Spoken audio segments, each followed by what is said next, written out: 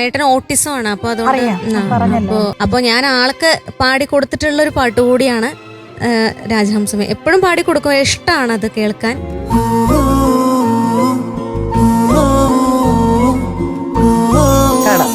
രാജഹംസമേ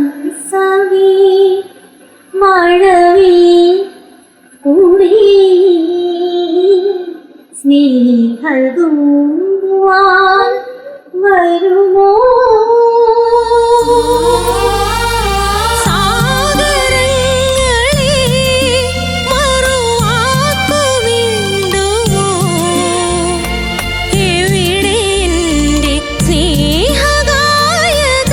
ശരിക്കും പറഞ്ഞ ചേട്ടനാണോ അത്?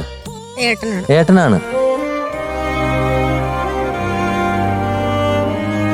അപ്പൊ ആ വളർച്ച മുഴുവൻ ഇല്ലാത്തതുകൊണ്ടായിരിക്കാം കുട്ടി ഏട്ടൻ്റെ ഇരിക്കുന്ന പോലെ തോന്നുന്നത്. പക്ഷെ എന്നാലും രേഷ്മ പാടുന്നത് ശരിക്ക് ഉൾക്കൊള്ളുന്നുണ്ട് കേട്ടോ. അവർക്കൊരു പ്രത്യേക ബുദ്ധിയാണ്. നമ്മൾ വിചാരിക്കും അവർ കേൾക്കണില്ലാന്ന്. അവർക്കത് പ്രകടിപ്പിക്കാനുള്ള ആ ഒരു ബ്രെയിനിൽ ആ ഒരു ഡിപ്പാർട്ട്മെന്റ് തലയിലില്ല. പക്ഷെ they are listening. U Singh for him. എപ്പോൾ പാടുമ്പോഴും വീട്ടിൽ പറ്റുന്നിടത്തോളം മാക്സിമം പാടുക. കുറേശ്ശെ ഇമ്പ്രൂവ്മെന്റ് വരും.